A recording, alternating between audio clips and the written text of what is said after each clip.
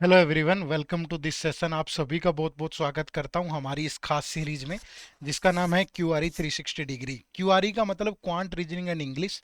तो इस सीरीज के अंतर्गत हम RBI grade A B 2025 exam के लिए पढ़ते हैं, जिसमें मंडे टू सैटरडे आपको लेक्चर मिलते हैं। और ये लेक्चर्स आपको सुबह 8 बजे मिलते हैं 8 AM पर रिकॉर्डेड फॉर्म में। तो जो क्वांट के लेक्चर हैं वो मंडे और थर्सडे को मिलते हैं, और इसमें हम सारे इंपॉर्टेंट टॉपिक कवर कर रहे हैं जिससे आपको इस सेक्शन की सेक्शनल कट ऑफ निकालने में कोई दिक्कत ना हो। तो आज हम जो टॉपिक डिस्कस करेंगे उस टॉपिक का नाम होगा टाइम एंड वर्क। इससे पहले हम जो टॉपिक डिस्कस कर चुके हैं उसमें सबसे पहला टॉपिक था परसेंटेज, फिर हमने डिस्कस किया था रेशियो, उसके बाद नंबर सीरीज, फिर हमने डिस्कस किया क्वाड्रेटिक इक्वेशन, फिर हमने डिस्कस किया प्रॉफिट एंड लॉस, उसके बाद हमने डिस्कस किया था पार्टनरशिप पार्टनरशिप फिर हमने उसके बाद डिस्कस किया था सिंपल इंटरेस्ट और कंपाउंड इंटरेस्ट। तो इतने टॉपिक तो हम अभी तक डिस्कस कर चुके हैं, और आज हम डिस्कस करने जा रहे हैं टाइम एंड वर्क। जो नेक्स्ट टॉपिक होगा वो टाइम स्पीड एंड डिस्टेंस होगा, उसके बाद बोट एंड स्ट्रीम एक टॉपिक होगा, और फिर डीआई एक टॉपिक होगा। ठीक है, तो हमारे सारे इंपॉर्टेंट टॉपिक कवर हो जाएंगे। और अगर किसी के मन में ये क्वेश्चन हो कि सर क्या इस सीरीज को करने से सेक्शनल कट ऑफ निकल जाएगी, तो डेफिनेटली निकल जाएगी। बस आपको प्रैक्टिस करनी पड़ेगी। हमने एग्जाम लेवल पे पढ़ा है बहुत अच्छे से, और ये सारे लेक्चर हमारी एक प्लेलिस्ट में अवेलेबल है जिसका नाम है QRE for all regulatory body exams RBI grade B SEBI NABARD. इसी चैनल पे जाके पिछले वीडियोज भी आप देख सकते हो। ठीक है, तो आज टाइम एंड वर्क पढ़ेंगे, और जो ये अर्थमेटिक के टॉपिक हमने पढ़े हैं, डीआई वगैरह हमने इन सब के साथ ही कवर किया है, लेकिन डीआई की एक क्लास हम अलग से भी लेंगे। ठीक है, तो अभी अगले 3 लेक्चर और आएंगे, तब तक इस सीरीज से जुड़े रहिएगा। आपका एक कमेंट हमें भी ऊर्जा देता है, हमें भी मोटिवेट करता है, तो हमेशा हर वीडियो पे कमेंट आपको जरूर करना है। ठीक है, चलो शुरू करें फिर आज की क्लास। चलिए, शुरू करने से पहले आप सभी को बताना चाहूंगा हमारे आरबीआई ग्रेड ए बी के फ्री कोर्स के बारे में। इस फ्री कोर्स में आपको इन्फॉर्मेशन मिलती है related to eligibility, pattern, vacancies, और साथ में प्रीवियस ईयर क्वेश्चन मिलते हैं। और इसके साथ साथ आपको स्ट्रेटेजी और ओरिएंटेशन वीडियो मिलेगी क्वांट, रीजनिंग, ईएसआई और एफएम की। इन वीडियोस को देख करके आप हमारे कोर्स के लिए एक इन्फॉर्म डिसीजन ले सकते हो, लेकिन पहले इस कोर्स के अंदर इनरोल करें, इसको देखें, और उसके बाद अपना जो है डिसीजन लें। ठीक है, तो इस कोर्स का लिंक भी इसी वीडियो के डिस्क्रिप्शन में है, जाकर के एक बार जरूर चेक करिएगा। ये हमारा आरबीआई ग्रेड ए बी के साथ बैंकिंग एग्जाम का महापैक है, जिसमें आप आरबीआई ग्रेड ए बी के साथ बैंक के मेजर एग्जाम जैसे IBPS PO and clerk, RBI RRB PO and clerk, SBI PO and clerk exam की तैयारी कर सकते हो। तो इस कोर्स का लिंक भी इसी वीडियो के डिस्क्रिप्शन में है। ये मैं इसलिए बता रहा हूँ क्योंकि ये हमने अभी हाल फिलहाल ही लॉन्च किया है, बहुत सारे बच्चों को नहीं पता, तो इसीलिए इस कोर्स को मैं यहाँ पे बता रहा हूँ। इसका लिंक भी इसी वीडियो के डिस्क्रिप्शन में है, आप इसको भी चेक कर सकते हो। शुरू करते हैं। तो आज का जो टॉपिक है, हमारा टॉपिक का नाम है टाइम एंड वर्क। ठीक है, तो टाइम एंड वर्क के अंदर 4-5 कंसेप्ट हैं। ठीक है, मेजरली 4 ही कंसेप्ट हैं। अगर ये 4 कंसेप्ट आपको आते हैं तो आपको किसी भी क्वेश्चन में कोई दिक्कत नहीं आने वाली। मेजर रोल तो 2 कंसेप्ट का ही ज्यादा रहता है। ठीक है, तो टाइम एंड वर्क में सबसे पहले बेसिक टर्म्स को समझना जरूरी है। अब बेसिक टर्म्स क्या, वर्क जो होता है ना, work that is equal to हमेशा होता है टाइम इनटू एफिशिएंसी। ठीक है, लेकिन ये एक बात का ध्यान रखिएगा, हमेशा ये सेम यूनिट होनी चाहिए। मतलब अगर आप टाइमिंग एक ही ले रहे हो तो एफिशिएंसी भी एक ही लेनी है। अगर आपने टाइमिंग सपोज ए और बी दोनों की ली, तो एफिशिएंसी भी ए और बी दोनों की ही लेनी है। तो ये हमेशा वाइसा वर्सा होगा। अगर ए की टाइमिंग निकालनी है तो वर्क को, सपोज आपको ए पर्सन की टाइमिंग निकालनी है कि वो किसी काम को कितने दिन में करता है, तो टोटल वर्क बाय एफिशिएंसी भी ए की ही डिवाइड करेंगे। अगर आपको कभी ए की एफिशिएंसी निकालनी है तो टोटल वर्क बाय ए की टाइमिंग से ही डिवाइड करेंगे। ठीक है, ये गलती बहुत बार बच्चे कर देते हैं, इस गलती से आपको बचना है। दूसरा, टाइम की यूनिट कुछ भी हो सकती है। ठीक है, टाइम आपका सेकंड्स में हो सकता है। ठीक है, टाइम आपका मिनट्स में हो सकता है। ठीक है, टाइम आपका आवर्स में हो सकता है, टाइम आपका डेज में हो सकता है। मोस्टली तो यही यूनिट वो यूज करता है। ठीक है, और जो एफिशिएंसी होती है, एफिशिएंसी का मतलब क्या होता है, एफिशिएंसी का मतलब होता है work finished in a particular time. ठीक है, कोई पर्सन किसी पर्टिकुलर टाइम में जो काम करता है वो उसकी एफिशिएंसी होती है। जैसे मैंने कहा कि ए कोई पर्सन है, अब ये 10 चेयर बना देता है भाई, 10 चेयर बनाता है 2 डेज में। ठीक है, तो इसकी एफिशिएंसी क्या होगी, तो ये 5 चेयर बनाएगा कितने दिन में, एक दिन में। तो मैं बोल सकता हूं कि इसकी जो एफिशिएंसी है वो क्या है, 5 चेयर पर डे। यानी इतने टाइम में इसने इतना काम किया, this is called the efficiency of any person. Clear है? तो सारा खेल ना, सारा का सारा खेल वो इन्हीं तीन पे डिपेंड करेगा, तीन टर्म्स पे, वर्क, टाइम, एफिशिएंसी। ये सोल्व होगी तो मतलब फिर पूरा का पूरा क्वेश्चन सोल्व करने में दिक्कत नहीं आएगी। तो पहले तो यही पता हो टाइम क्या होता है, एफिशिएंसी क्या होती है, वर्क क्या होता है, और ये बेसिक कंसेप्ट है, ये तो आपको पता होना ही चाहिए, इसके बिना तो आप आगे बढ़ ही नहीं पाओगे। ठीक है, चलिए इसके बाद अब पहला concept number one. Concept number one क्या है? कंसेप्ट नंबर वन में आपको क्या चीज ध्यान में रखनी है, देखो, कभी भी अगर हमें ये तो मालूम है कि वर्क इज इक्वल टू किसके होगा, टाइम इनटू एफिशिएंसी। ठीक है, किसके बराबर होगा, टाइम इनटू एफिशिएंसी। तो हमेशा एक चीज ध्यान रखें, जब भी टाइमिंग गिवन होंगी ना, टाइमिंग गिवन, तो आपको जो वर्क है, वर्क वो एज्यूम करना है। ठीक है, और वर्क जो एज्यूम करना है वो क्या एज्यूम करना है, या तो ले लो एलसीएम ऑफ टाइमिंग्स, ठीक है, या ले लो मल्टीपल वैल्यू ऑफ टाइमिंग, कोई भी मल्टीपल वैल्यू उठा लो, उससे कोई फर्क नहीं पड़ेगा। ठीक है, आप कह रहे होंगे कि सर ये कैसे, आप थोड़ा इसको एक्सप्लेन कर दो। जैसे मैंने कहा, अब आप बहुत सारे आप किताबें उठाएंगे, किरण, अरिहंत, ये वो, उनमें क्या, ये टाइप वन है कि कोई पर्सन काम करने आ रहा है, ये टाइप टू है कोई बीच में छोड़ के चला गया, ये टाइप थ्री है कोई ऑल्टरनेटली कर रहा है, ये टाइप फोर है कोई एक आ भी रहा है जा भी रहा है। मतलब ये टाइप्स नहीं होती हैं, समझ रहे हो, ये सिंपल कंडीशन है, कंसेप्ट एक ही होता है। अगर टाइमिंग गिवन है तो ये सारी उस कंडीशन है, उसका पार्ट है बस, समझ रहे हो? तो इस ट्रैप में मत फंसो, 50 टाइप नहीं होती हैं, 70 टाइप नहीं होती हैं, एक कंसेप्ट होता है, उसमें कुछ भी कंडीशन दे रखी हो बस उसको कर, आपको वर्क करना है। हम डिफरेंट डिफरेंट कंडीशन पे बेस्ड क्वेश्चन करेंगे, लेकिन कंसेप्ट एक है। अगर टाइमिंग गिवन है तो वर्क के एग्जाम्पल के तौर पे समझो। एग्जाम्पल क्या, मैंने कहा कि ए किसी काम को 10 डेज में फिनिश करता है, ठीक है, सेम वर्क जो बी है वो 20 डेज में फिनिश करता है, और सेम वर्क जो सी है वो 30 डेज में फिनिश करता है। यहां पे आपका जो सबसे पहला काम है वो ये है कि आपके पास वर्क होना चाहिए, और मैंने कहा कि वर्क आपको एज्यूम करना है। एज्यूम क्या करना है कि जो टाइमिंग है ना 10 20 और 30, 10 20 और 30, इनका एलसीएम ले लो, इन सब का एलसीएम 60 आएगा, या इनकी कोई मल्टीपल वैल्यू ले लो। अब मल्टीपल वैल्यू कुछ भी हो सकती है जो इन सब की टेबल में आ जाए, मैं कहूं कि 120 ले लिया, 240 ले लिया, लेने को आप 100 भी ले सकते हो, लेकिन 100 30 से डिवाइड नहीं होगा, तो फिर वैल्यूज डेसिमल में आएगी, उससे आपकी कैलकुलेशन मुश्किल हो जाएगी। लेने में कोई दिक्कत नहीं है। तो हमेशा पता चल गया ना मल्टीपल वैल्यू या एलसीएम क्यों लेते हैं, ताकि कैलकुलेशन फ्रैक्शन में ना आए। कैलकुलेशन फ्रैक्शन में आएगी तो फंस जाएगा काम भाई, है ना। थोड़ी गर्मी लग रही है, मैं घुमा लूं इसको, ठीक है। तो यहाँ पे सबसे पहले जैसे 10 20 30, मान लीजिए जो मेरा वर्क है वो 60 यूनिट है।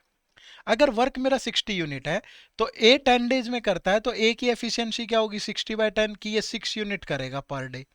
बोलो भाई, बी की एफिशिएंसी क्या होगी, 60/20, तो बी 3 यूनिट करेगा पर डे।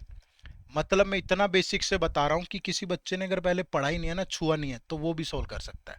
ठीक है, फिर सी 60/30, तो 2 यूनिट वर्क करेगा पर डे। तो ये इन सब की एफिशिएंसी आ गई। इसके बाद जो मर्जी कंडीशन दे रखी हो, जो मर्जी, एग्जाम्पल के तौर पे मैंने कहा, उसने पहला क्वेश्चन पूछा कि भैया अगर ए बी और सी तीनों मिलके इस काम को करें तो कितने दिन में कर देंगे। अब मेरा काम कितना है, 60 यूनिट, तीनों ए बी और सी बताना है, तो ए की एफिशिएंसी 6, बी की 3, सी की 2, तो इनको कितना टाइम लगेगा, 60/11, यानी 5/11 डेज लगेंगे। क्लियर है?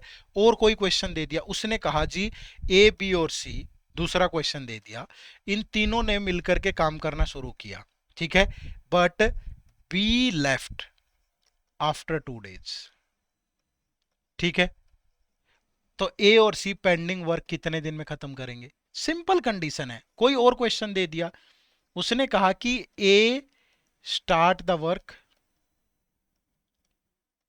बट लेफ्ट आफ्टर 4 डेज, ठीक है, left after 4 days, then B and C join the work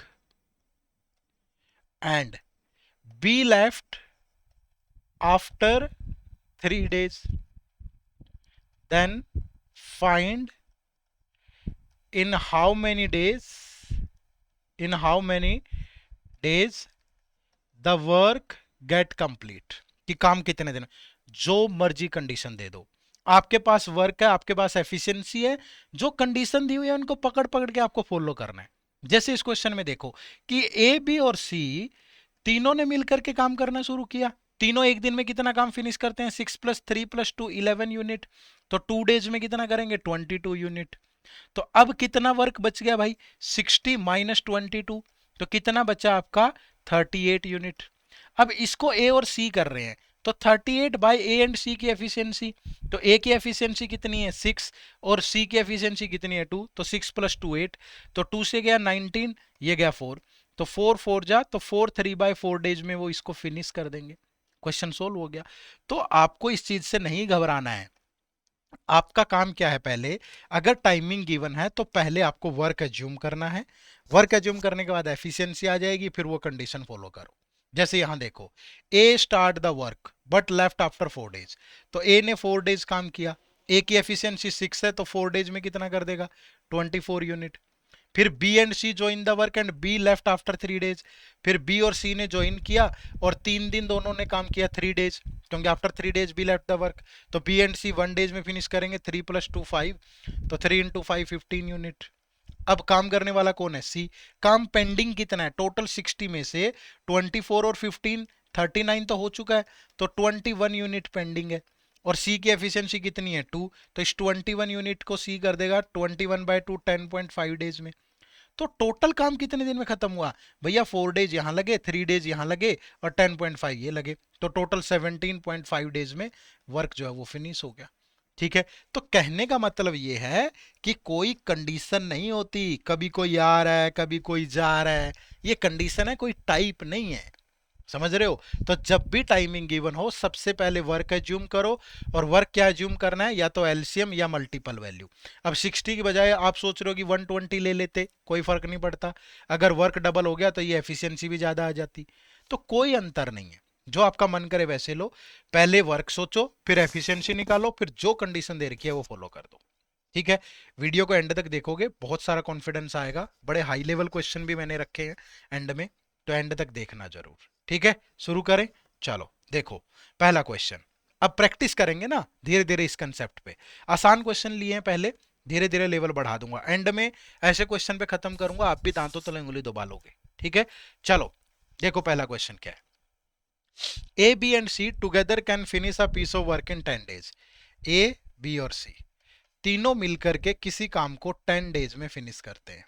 ठीक है, if A and B together takes 20 days, अगर ए और बी दोनों टुगेदर 20 डेज ले, ठीक है, तो finish then find in how much time C alone finish half of the same work. भैया कब, सी की टाइमिंग बतानी है। सी की टाइमिंग कब बता पाओगे, जब वर्क और एफिशिएंसी होगा। तो पहले यहां से वर्क एज्यूम करो, 10 और 20 की मल्टीपल वैल्यू 60 ले लिया मान लीजिए, तो तीनों की एफिशिएंसी 6 आई, ए और बी की 3 आई।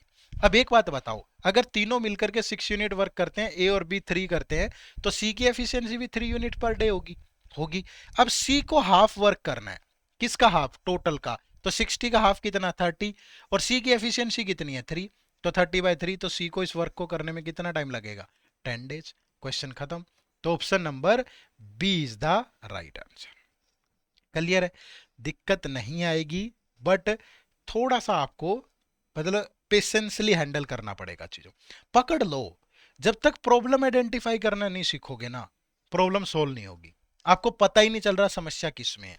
मैं कितने लोगों को जानता हूं जो बैंकिंग एग्जाम की तैयारी कर रहे हैं, एसएससी की कर रहे हैं, आरबीआई की कर रहे हैं। किसी से पूछा मैंने, बैंकिंग एग्जाम में 5 साल से तैयारी कर रहा है, मैं कहा भाई क्यों नहीं हो रहा, अरे सर क्या बताऊं किस्मत ही खराब है। मैं कहा क्या हुआ, इतनी खराब कैसे है किस्मत, 5 साल हो गए। उसने कहा कि सर एक दिक्कत है, इंग्लिश नहीं आ रही, इंग्लिश की वजह से रुक जाता हूं। तो मैंने कहा भाई अगर आप इंग्लिश की वजह से रुक रहे हो तो 5 साल हो गए, आपने कभी ये कोशिश करी जानने की कि इंग्लिश की वजह से क्यों रुक रहा हूं, हैं क्यों नंबर कम आ रहे हैं, क्या 365 × 5 इतने दिन में इंग्लिश नहीं ठीक कर पाए आप, क्योंकि आपने ये जानने की कोशिश ही नहीं करी कि क्यों रुक रहा हूं मैं इंग्लिश की वजह से। आपकी प्रॉब्लम आपके साथ चल रही है, आपने उस प्रॉब्लम को सोल्व करने की, अरे यार एक चैप्टर 1 महीने में कर लेते, इतना ही है, 24 चैप्टर होते, 2 साल में हो जाते, 5 3 तो फिर भी बच गए थे। लेकिन कोई ऐसा समाधान ढूंढता रहा जिससे मुझे 1 महीने में इंग्लिश आ जाए, वो मिला नहीं। बाकी हमने कुछ किया नहीं, बर्बाद हो रहे हैं, खत्म। सबसे पहले ये देखो, अगर कोई चीज नहीं हो रही तो उसका रूट कोज क्या है, उसको आइडेंटिफाई करो, उसको सोल्व करो, आगे बढ़ो। अदरवाइज कभी सफलता के द्वार नहीं चढ़ पाओगे। मैथ नहीं आता तो मैथ का कसूर नहीं है, आपका कसूर है, आप टाइम नहीं दे रहे हो मैथ को। ठीक है, चलो नेक्स्ट क्वेश्चन नंबर 2। देखो, बढ़िया अलग अलग टाइप के, थोड़ी वैरायटी डाली है क्वेश्चंस में।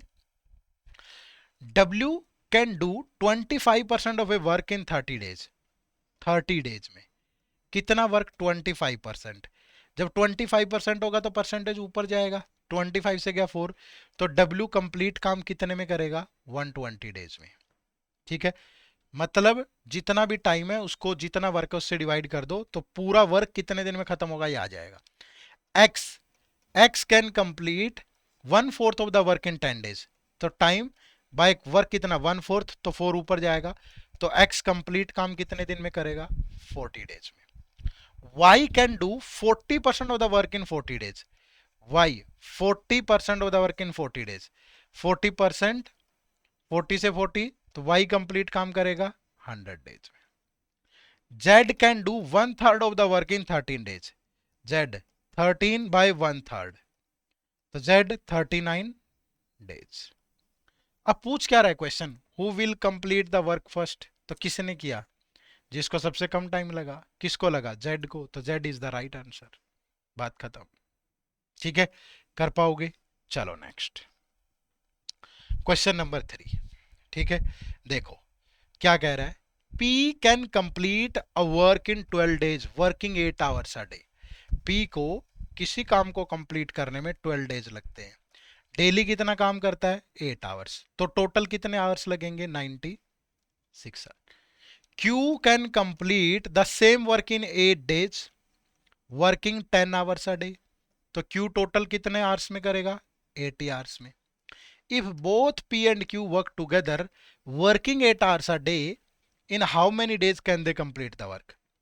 वो कह रहा है कि P और Q दोनों मिलके मान लीजिए x डेज वर्क करें और डेली 8 आवर्स, तो उनको टोटल कितने आवर्स लगेंगे? इतने आवर्स ही तो लगेंगे। ठीक है, तो पहले यहां से निकाल लो कि इनको कितने आवर्स लगेंगे। अब इन दोनों की मल्टीपल वैल्यू ले लो या एलसीएम ले लो, तो इनका जो एलसीएम आएगा दैट इज 480 यूनिट। ठीक है, तो 480 बाई 96, इसकी एफिशिएंसी 5 और इसकी 6। तो P और Q को टोटल कितने आवर्स लगेंगे? 480 बाई 5 प्लस 6 11। और P और Q को इतने आवर्स लग रहे हैं, और हमारे अकॉर्डिंग अगर वो x डेज काम करे डेली 8 आवर्स, तो कितने आवर्स लगेंगे? x into 8। तो ये 8 से सिंप्लीफाई होगा 60, तो x की वैल्यू कितनी? 60 बाई 11, तो 5 बाई 11 डेज। ठीक है, तो P और Q कितने डेज वर्क करेंगे? 5 बाई 11। तो option number A is the right answer. Clear है सभी को? आगे बढ़े नेक्स्ट क्वेश्चन। वीडियो पॉज करके आप खुद भी सोल्व करें, ठीक है, थोड़ा कॉन्फिडेंस आएगा। हर जब क्वेश्चन स्क्रीन पे आता है वीडियो पॉज कर लिया करो, खुद से सोल्व किया करो पहले। ठीक है, देखो question number 4। A B and C together can complete a piece of work in 10 days. A है, बी है, सी है, किसी काम को 10 डेज में फिनिश कर रहे हैं। ठीक है, all the three started working at it together and after 4 days A left. यहीं से मान लो, मैंने मान लिया कि टोटल वर्क 100 यूनिट है, तो तीनों की एफिशिएंसी कितनी होगी? 10 unit per day. All the three started the work at it together and after 4 days A left. तो 4 डेज तो तीनों ने वर्क किया, और पर डे कितना करते हैं? 10, तो 4 डेज में कितना फिनिश कर देंगे? 40 यूनिट। ठीक है, अब ए लेफ्ट कर गया। Now B and C together completed the work in 10 more days. अब बी और सी पेंडिंग वर्क कितना? 100 में से 40 तो हो चुका है, इस वर्क को 10 डेज में करते हैं, तो ऊपर 60 डिवाइड बाय 10। तो बी और सी की जो एफिशिएंसी है वो 6 यूनिट पर डे की है, क्योंकि बी और सी ने ये 60 यूनिट वर्क 10 डेज में किया, तो डेली कितने आ गया होगा? 6 यूनिट। तो टोटल ए बी और सी मिलकर 10 यूनिट करते हैं पर डे, बी और सी 6 करते हैं, तो ए डेली कितना करता होगा? 10 माइनस 6, 4 यूनिट पर डे। यही तो करता होगा ए डेली। तो वो पूछ रहा है A alone could complete the work इन, तो भैया अगर टोटल वर्क 100 है और ए 4 यूनिट डेली करता है तो A can finish the complete work in 25 days. तो right answer is option number C. Clear है, बात समझ पाए? चलो नेक्स्ट क्वेश्चन नंबर 5 बनाओ जरा। देखो बढ़िया क्वेश्चन है, सारे ही क्वेश्चन अच्छे हैं, थोड़ा बेसिक से तो शुरू करना पड़ता है बट धीरे धीरे लेवल बढ़ जाना है। ठीक है, question number 5, A can do a piece of work in 10 days. ठीक है, ए किसी काम को 10 डेज में फिनिश करता है। B can do it in 15 days, B उसी काम को 15 डेज में फिनिश करता है। And C can do it in 20 days, जो सी है वो उसको 20 डेज में फिनिश करता है। टाइमिंग गिवन है सबकी, पहले तो वर्क एज्यूम कर लो, तीनों का एलसीएम ले लो या मल्टीपल वैल्यू ले लो। मान लीजिए टोटल वर्क है 60, तो 60/10 ए की एफिशिएंसी 6, 60/15 बी की एफिशिएंसी 4, 60/20 सी की efficiency 3।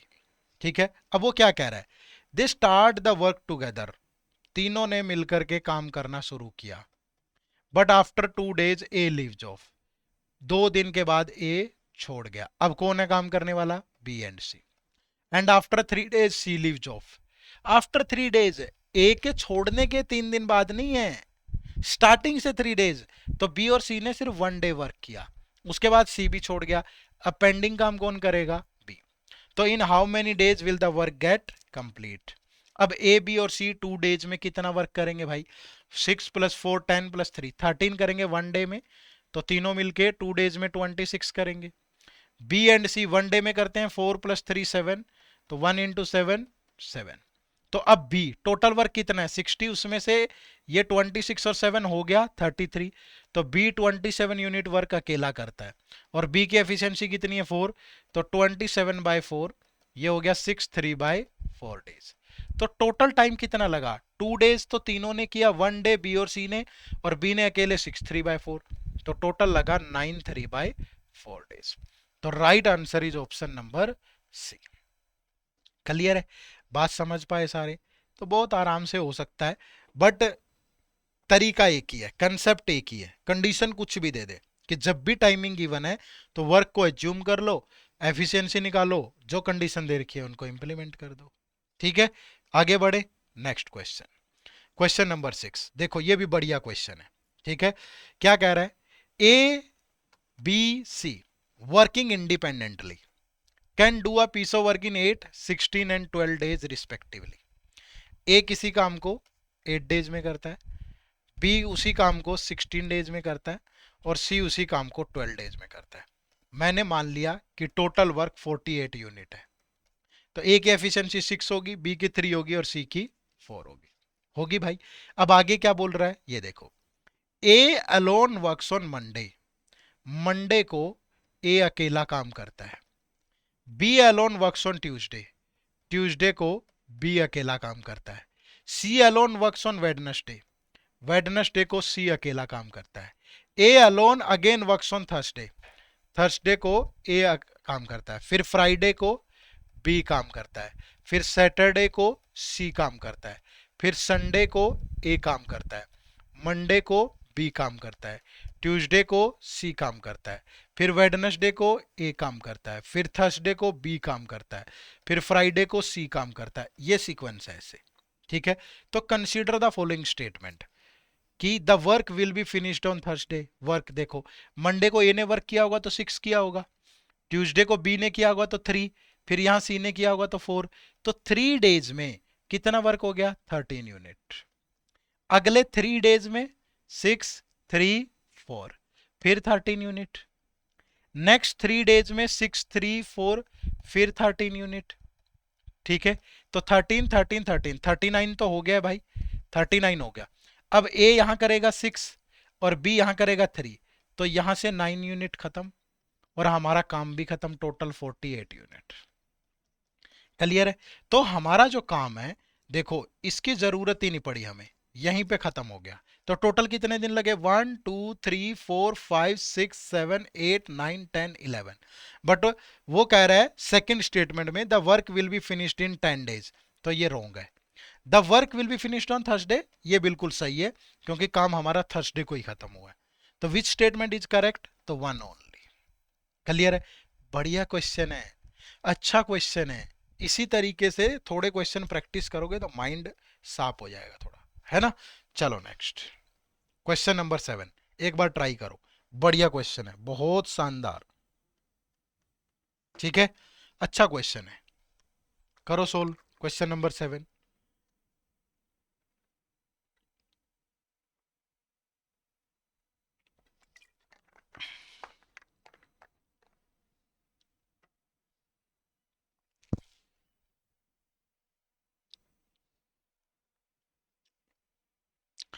X, Y, and Z can complete a piece of work individually in 6 hours, 8 hours and 8 hours respectively.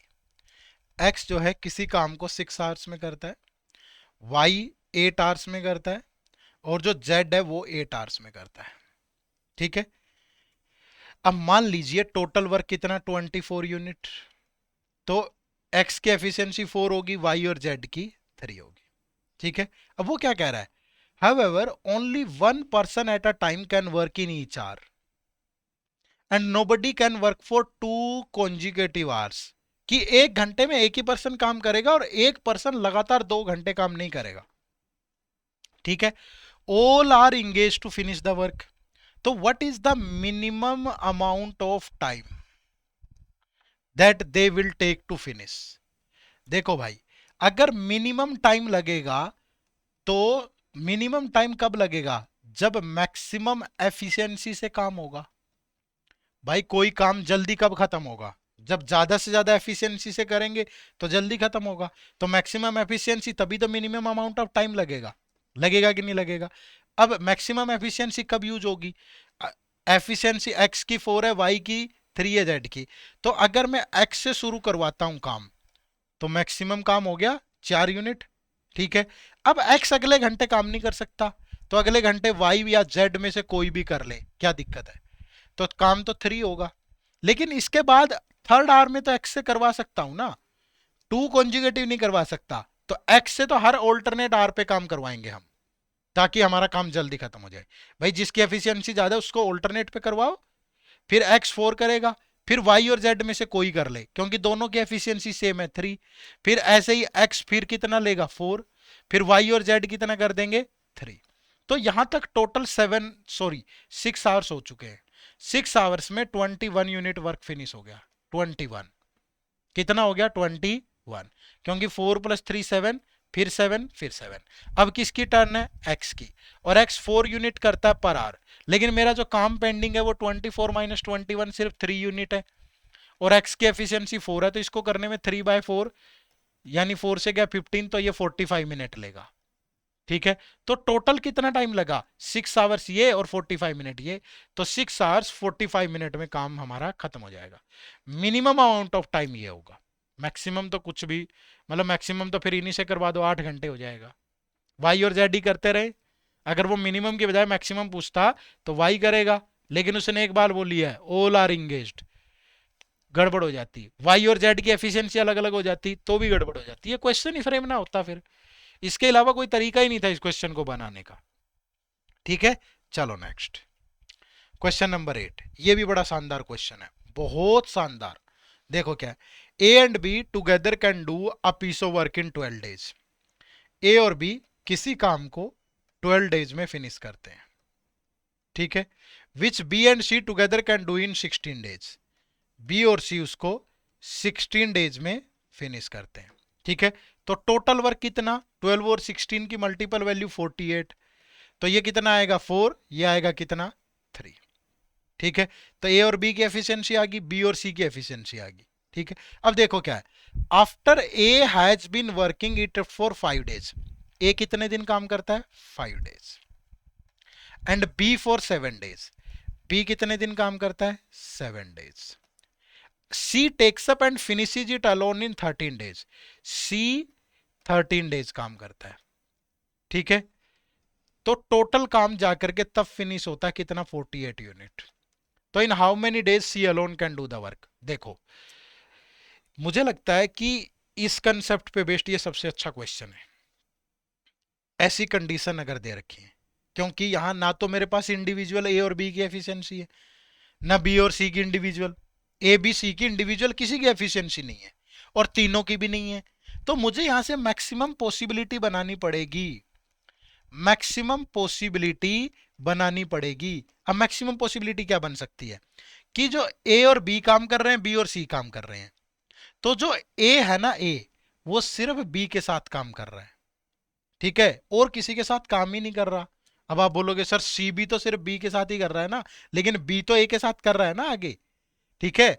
तो ए सिर्फ और सिर्फ बी के साथ काम कर रहा है, और आप बोलोगे सर बी भी तो सी के साथ कर रहा है, फिर भैया सी काम करते वक्त अकेला है, जब काम फिनिश हुआ तो उस टाइम पे सी अकेला था करने वाला, तो सी अकेला भी काम कर रहा है, तो ए तो अकेला नहीं कर रहा ना, तो दैट मीन्स ए जो है अपना सारा टाइम बी के साथ काम करेगा। तो मैक्सिमम पॉसिबिलिटी क्या है कि ए और बी दोनों ने मिलके 5 डेज काम किया, ठीक है। तो ए ने तो निपटा दिया अपना सारा काम, बी 7 डेज कर रहा है, तो इसके अलावा भी तो काम करेगा। तो बी और सी ने जो बचे हुए बी के 2 दिन है वो सी के साथ काम किया, और उसके बाद फिर सी 11 डेज अकेला वर्क करता है, तब जाकर के 48 यूनिट काम खत्म होता है। तो ए और बी 5, तो ए और बी की एफिशिएंसी 4 है, तो 4 × 5। बी और सी की एफिशिएंसी 3 है, तो 3 × 2, और सी फिर 11 डेज काम करता है, दैट इज इक्वल टू 48। तो सी का 11 डेज का जो वर्क है दैट इज 48 माइनस ये 20 और ये 6, तो 26, तो आ गया कितना 20। तो सी की एफिशिएंसी कितनी 22/11, तो सी की एफिशिएंसी होगी 2 यूनिट पर डे, ये सी की एफिशिएंसी है। तो अगर सी की एफिशिएंसी इतनी है, बी और सी की 3 है, तो बी की एफिशिएंसी क्या होगी 1 यूनिट पर डे, और बी और ए की एफिशिएंसी 4 है, तो ए की एफिशिएंसी क्या होगी 3 यूनिट पर डे। अब आप किसी भी क्वेश्चन का आंसर कर सकते हो।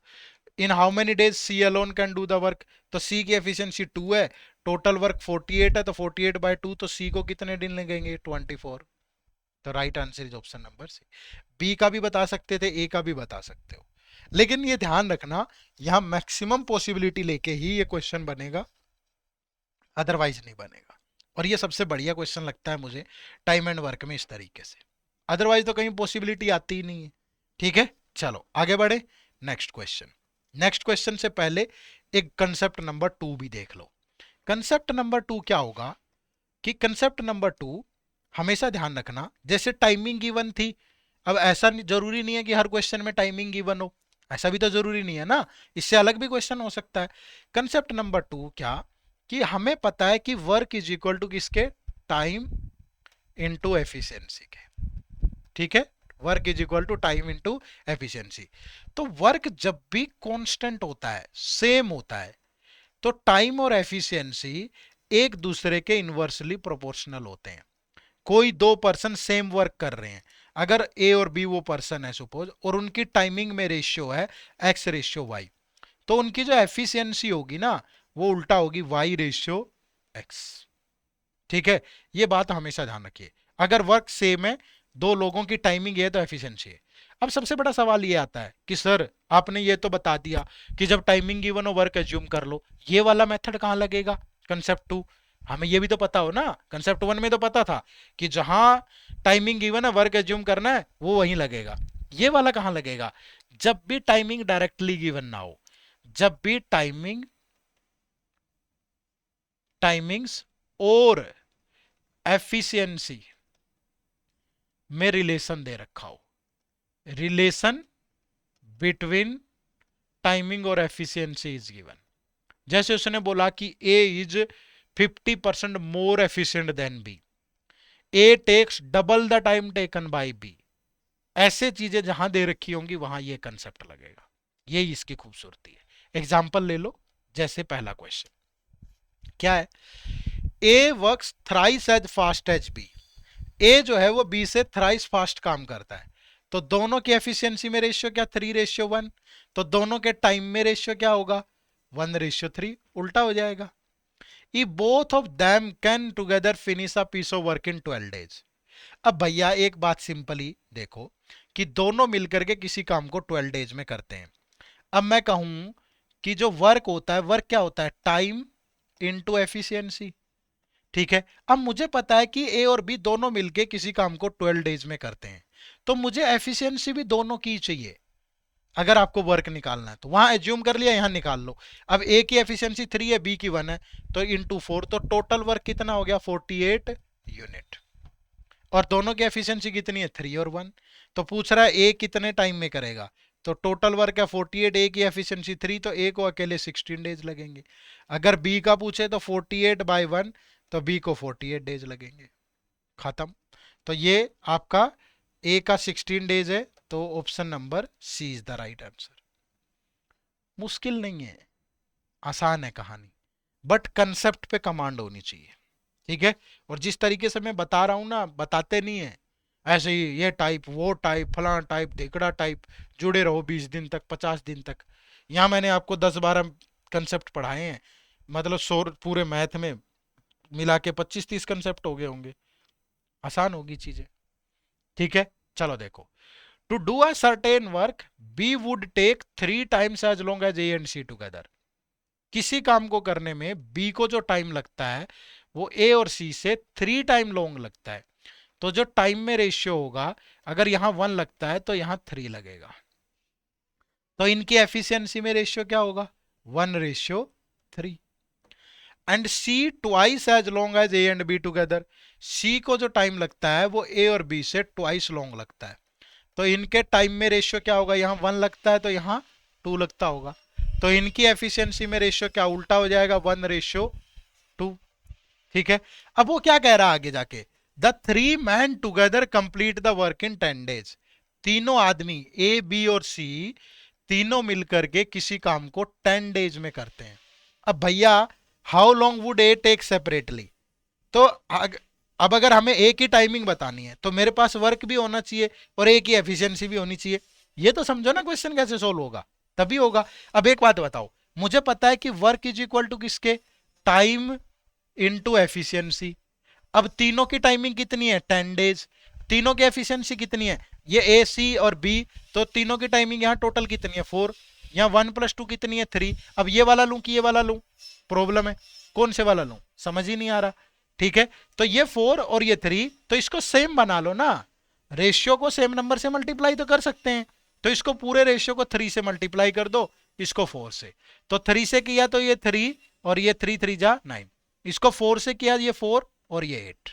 ठीक है, तो बी की एफिशिएंसी कितनी होगी, 3, सी की कितनी होगी, 4, ए की कितनी होगी, 5। क्यों, क्योंकि ए और सी की 9 है, तो ए की 5 सी की 4, तभी तो 9 होगी। और तीनों की 12 है ना टोटल, तो भाई 12 तो तभी बनेगी ना। यहाँ ए और बी की 8 है, तो देखो 3 + 5 8, तो तीनों की एफिशिएंसी कितनी है, 12, तो टोटल वर्क कितना हो गया, 120 यूनिट। तो अब मेरे पास सबकी एफिशिएंसी भी आ गई, टोटल टाइम भी आ गया, किसी भी क्वेश्चन को आराम से बना सकता हूं। तो how long would A take separately, तो ए कितना लेगा, टोटल 120 बाई ए की एफिशिएंसी कितनी है, 5, तो ए को लगेंगे 24 डेज। बी को कितना लगेगा, 120 बाई बी की एफिशिएंसी। सी का निकालना है तो 120 बाई सी की एफिशिएंसी, जो मर्जी निकाल लो। ठीक है, तो option number B is the right answer. Clear है, बात समझ पाए, कोई दिक्कत हो तो बताओ। तो इससे मुश्किल इसमें बनता नहीं है कुछ, इसी टाइप का क्वेश्चन बनेगा जिसे आप बहुत आराम से सोल्व कर सकते हो। ठीक है भाई, चलो आगे बढ़े, नेक्स्ट क्वेश्चन। अब नेक्स्ट क्वेश्चन से पहले तीसरा कंसेप्ट मैं बता देता हूं, जो कंसेप्ट नंबर 3 है यहाँ पे, वो कंसेप्ट नंबर 3 क्या होगा कि कंसेप्ट नंबर 3, एक सेकेंड थोड़ी आवाज आ रही है बाहर से, तो मैं ये आवाज पे थोड़ा बोल देता हूं ताकि डिस्टरबेंस ना हो आप सभी को। ठीक है, एक सेकेंड जस्ट।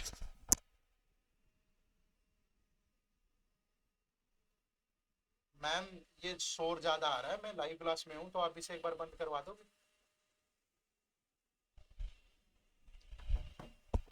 ठीक है, चलो, क्योंकि आप लोगों को परेशानी नहीं होनी चाहिए, बाहर थोड़ा शोर ज्यादा आ रहा है, उसकी वजह से दिक्कत हो रही है। ठीक है, चलो नेक्स्ट कंसेप्ट नंबर 3। अब ये कंसेप्ट नंबर 3, जैसे मैंने अभी बोला कि यार एक तो आ गया कि जब टाइमिंग गिवन है तो हो जाएगा, एक जब relation between time and efficiency given है तब हो जाएगा, और तीसरा क्या होगा, ये कंसेप्ट वहां लगेगा जब रिलेशन बिटवीन वर्क गिवन हो, रिलेशन बिटवीन वर्क गिवन हो, वर्क इज गिवन, कि काम में ही कंपैरिजन दे रखा है कि यार ये काम इतने आदमी कर देते हैं इतने दिन में, इतनी विमेन कर देती हैं इतने दिन में, इतने बच्चे कर देते हैं इतने दिन में, वहां ये वाला लगता है। तो पहले दो कंसेप्ट का बहुत ज्यादा यूज होता है, उन पे बहुत क्वेश्चन बन जाते हैं, इनसे कम बनते हैं। ठीक है, चलो देखो कैसा क्वेश्चन होगा जैसा आपकी स्क्रीन पे है। क्या बोल रहा है भाई, if 12 man and 16 boys can do a piece of work in 5 days। 12 man, बहुत ज्यादा क्वेश्चन मैंने नहीं लिए, प्रैक्टिस तो आपको करनी पड़ेगी, बट मैं कंसेप्ट नहीं छोड़ रहा हूं, सारे कंसेप्ट बहुत अच्छे से समझा रहा हूं आपको।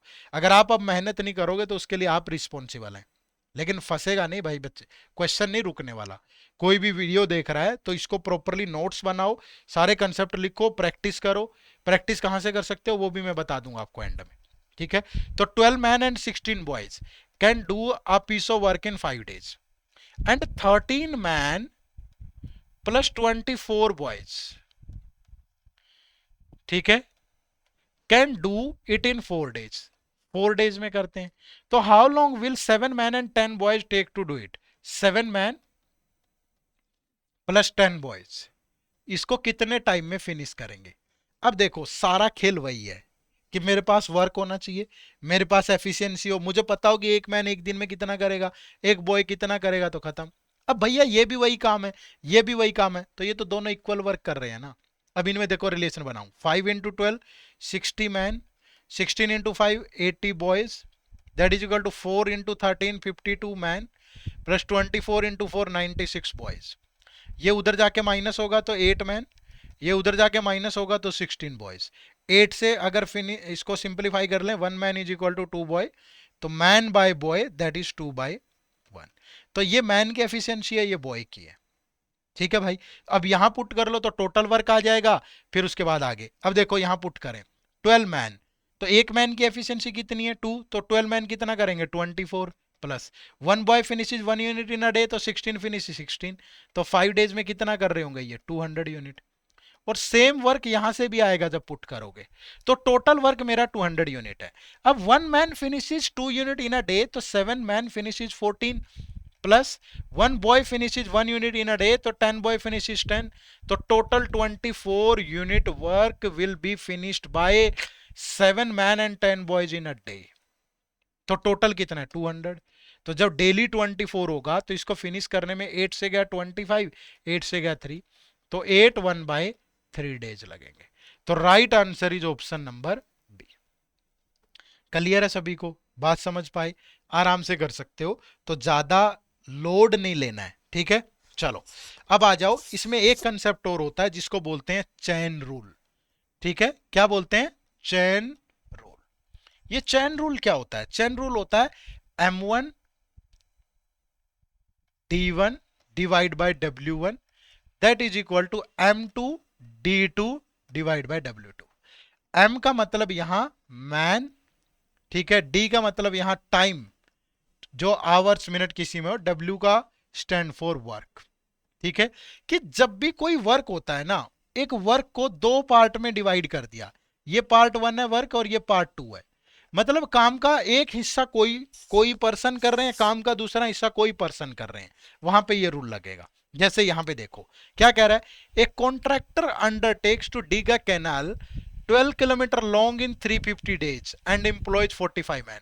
ये टोटल वर्क है। ठीक है, टोटल वर्क कितना है, 12 किलोमीटर लॉन्ग बनाना है जी 350 डेज में, और 45 मैन आदमी काम पे लगा दिए।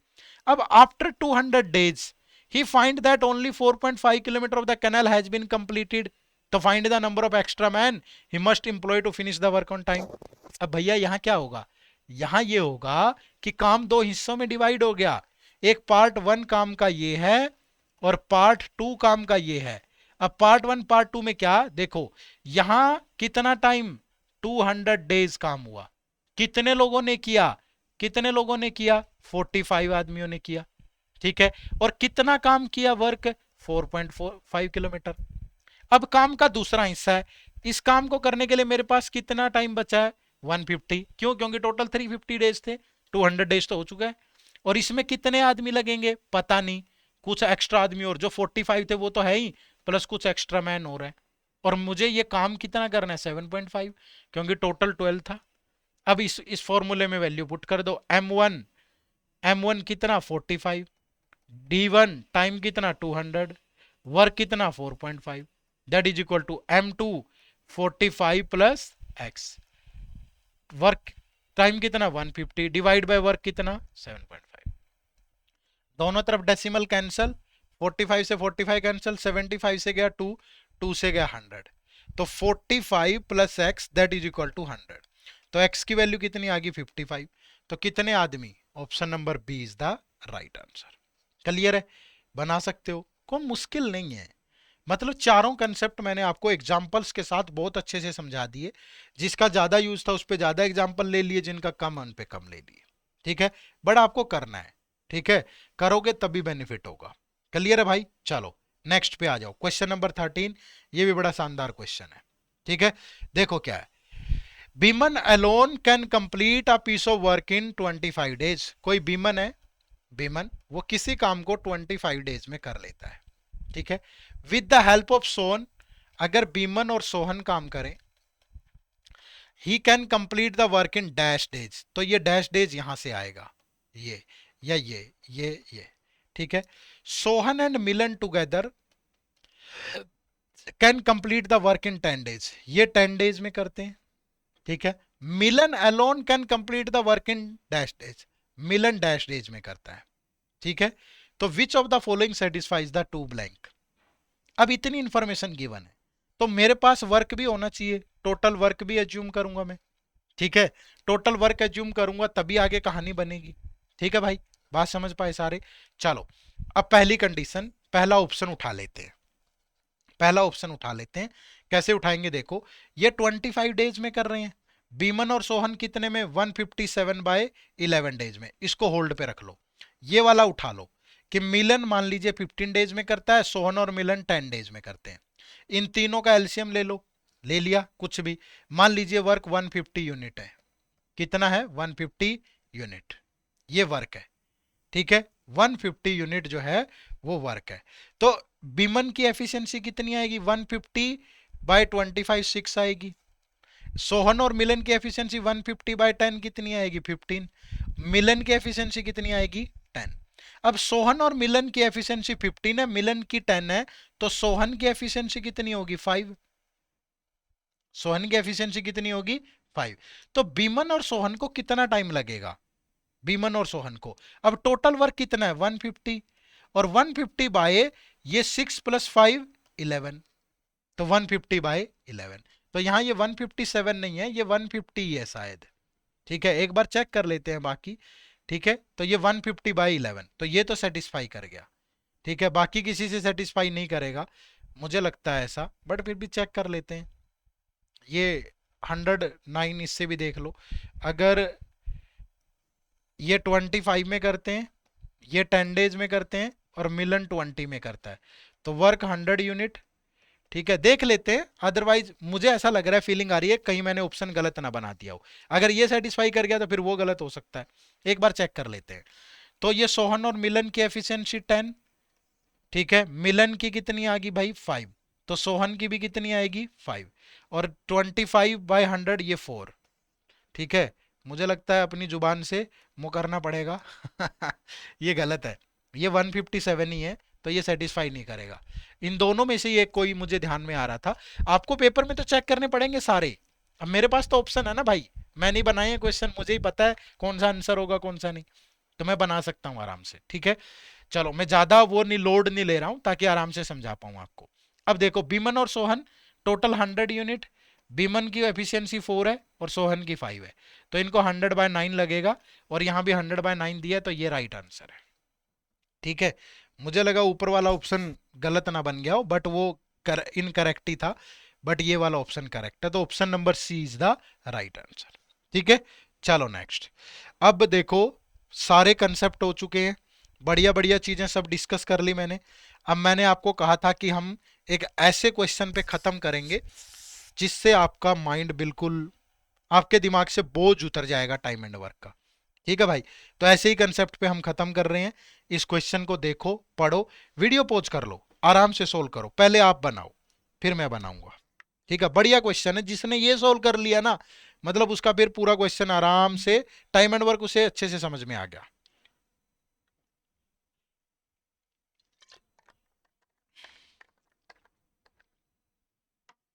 बनाओ बनाओ सभी।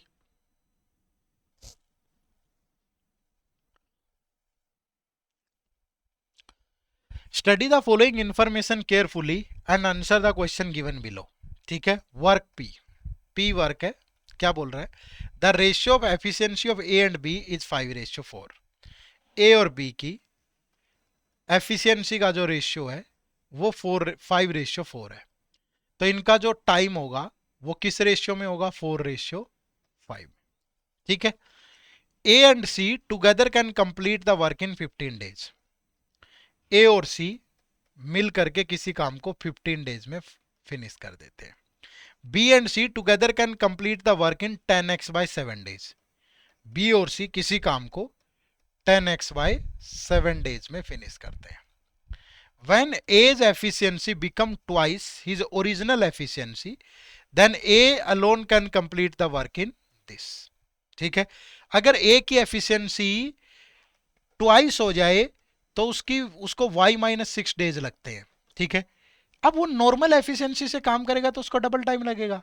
भैया मैं अपनी एफिशिएंसी डबल कर दूं, नॉर्मली जिस एफिशिएंसी में काम करता हूं, अगर मैं अपनी एफिशिएंसी डबल कर दूं तो मुझे किसी काम को करने में 10 डेज लगते हैं, तो नॉर्मली मैं 20 डेज में कर रहा होगा। भैया एफिशिएंसी डबल हुई तभी तो टाइम आधा हुआ ना। भैया अगर एफिशिएंसी का रेशियो 1:2 होगा तो टाइम का रेशियो 2:1 होगा, तो मतलब टाइम डबल है। एफिशिएंसी बढ़ने से टाइम कम हुआ है, तो मतलब नॉर्मली वो इतने दिन में ही करता होगा। ठीक है, तो ये तो वर्क पी की कहानी है। अब आगे चलो, वर्क क्यू की कहानी। वर्क क्यू क्या कह रहा है? The ratio of efficiency of A and B is 3:2। A और बी की एफिशिएंसी में रेशियो है 3:2। The ratio of efficiency of B and C is 3:5। तो इसको इक्वल बनाओ, 2 और 3 इक्वल होंगे तो इसको 3 से मल्टीप्लाई कर दो, तो ए की एफिशिएंसी आ गई 9, ये आ गई 6, इसको 2 से मल्टीप्लाई करो, ये 6 और ये 10। रेशियो कंबाइंड तो करना आता है ना सबको।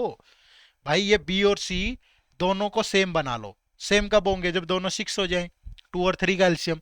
तो इस रेशियो को 3 से मल्टीप्लाई, इसको 2 से, तो ये इनकी एफिशिएंसी में रेशियो आ गया। ठीक है, अब क्या कह रहा है? C alone can complete the work in 18 days. मान लीजिए वर्क जो है वो 180 यूनिट है, मान लिया हमने। तो ए का टाइम कितना आ जाएगा? 180। ए की एफिशिएंसी 9 है तो 20 डेज। ठीक है, बी का टाइम क्या आएगा? 180/6, तो बी की टाइमिंग आ गई 30 डेज। सी का कितना आएगा? 180/10, कितना आ गया? 18 डेज।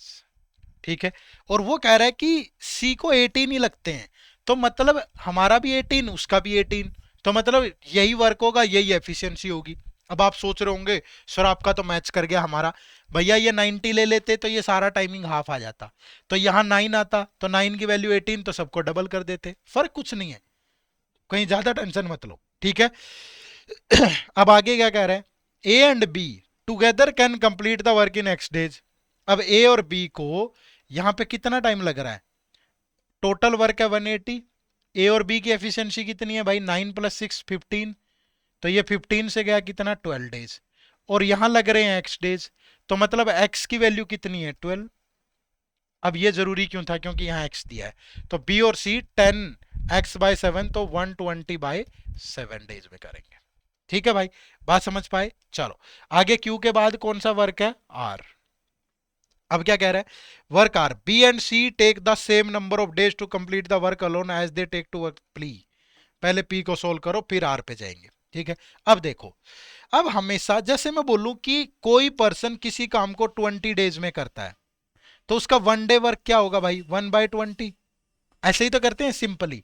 तो अगर ए किसी काम को 4 और 5 डेज में करता है, मान लीजिए ये 4 टाइम में करता है, ये 5 में करता है। ठीक है, अब अगर मैं यहां से ए और सी 15 डेज में करता है, तो ए और सी का 1 डे का वर्क कितना होगा? 1/15। ए और सी का 1 डे का वर्क कितना होगा? 1/15। और इसमें से अगर मैं ए का माइनस कर दूं, ए का 1 डे वर्क कितना होगा? 1/4 ए। तो ये किसका 1 डे वर्क बचेगा? सी का। भैया दोनों का 1/15 है 1 डे वर्क, और इसमें से ए का माइनस कर दें, ए और सी में से, तो सी का बचेगा। सेम अब इस कंडीशन पे आ जाओ कि दोनों का 1 डे वर्क कितना, 120/7 है तो उल्टा हो जाएगा 7/120, माइनस बी का 1 डे वर्क कितना, 5 डेज में करता है तो 1/5, और ये भी सी का 1 डे वर्क है, ये भी, तो दोनों इक्वल होंगे। अब यहां से एलसीएम ले लो, अब जैसे भी सोल्व करो, या ए को एक तरफ कर लो, ये वो, इसको इधर ले आए, ये इधर आके पॉजिटिव हो जाएगा, तो 1/5a माइनस 1/4a, और ये 7/120 माइनस 1/15। अब ये 20a आ गया भाई, 20a आएगा तो ये 4, और ये माइनस का 5, और इधर बचेगा 120 है तो 7 माइनस 8, तो इधर का बचा -1/20a, इधर बचा -1/120, माइनस से माइनस कैंसिल, 20 से गया 6, तो क्रॉस मल्टीप्लाई करें तो a की वैल्यू आ गई 6। अगर a की वैल्यू 6 है तो a को किसी काम को करने में 24 और b को 30 डेज लगेंगे। ठीक है, अब यहीं ले लो, a को किसी काम को करने में 24, b को लगे 30, और a और c को लग रहे हैं कितने, 15। इसी से सभी की एफिशिएंसी आ जाएगी, बी और सी को लेने की जरूरत ही नहीं है। मान लीजिए टोटल वर्क कितना है, 120 यूनिट, तो ए की एफिशिएंसी 5, बी की 4, और ए और सी की 8। तो अगर ए की 5 बी की 4 है तो ए और सी की 8 है, तो सी की एफिशिएंसी क्या होगी, 3, क्योंकि ए की 5 है। तो सबकी एफिशिएंसी भी आ गई, टोटल वर्क भी आ गया, तो पी और क्यू दोनों खत्म। अब आर पे चलो, B and C take the same number of days to complete the work alone as they take to complete P। तो B को सेम लगता है, B को यहां कितना लगता है, 30। ठीक है भाई, और C को भी सेम लगता है जितना यहां लगता है, तो C को कितना लगता है, तो C की एफिशिएंसी 3 है तो 120/3, तो C को 40 डेज लगेंगे। भैया टोटल वर्क 120 है और एफिशिएंसी 3 है तो C को 40 डेज लगेंगे, तो C को लगता है 40। अब A and B together can complete the work in Y days. A और बी को वाई डेज लगते हैं, वाई डेज। ठीक है, तो बताओ फिर यहां से वाई की वैल्यू निकाल लो। ए एंड बी को, B and C take the same number of days to complete the work alone as they take to complete the work P, and A and B together can complete the work in y days. अगर मैं कहूं कि total work जो है,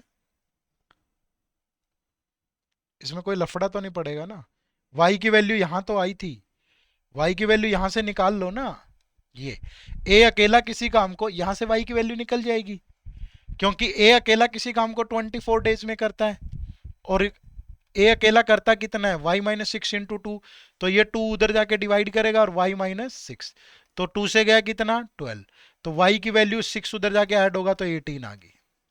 ठीक है, तो ए और बी को y डेज लगते हैं, तो ए और बी को 18 डेज लगेंगे।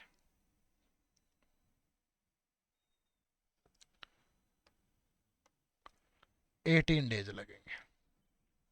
y-6 × 2 होगा तो a 24 पुट करोगे तो आ जाएगा आराम से। ठीक है, तो ए और बी को 18। अब टोटल वर्क तीनों की मल्टीपल वैल्यू कितना ले लें, 4×3 = 12, 120, 18 से कटेगा क्या, 120 नहीं कटता, 360 ले लो, या 180 नहीं कटेगा, 360 ले लो। तो इनकी एफिशिएंसी आएगी 12, इसकी एफिशिएंसी आएगी 9, इनकी एफिशिएंसी आएगी 20।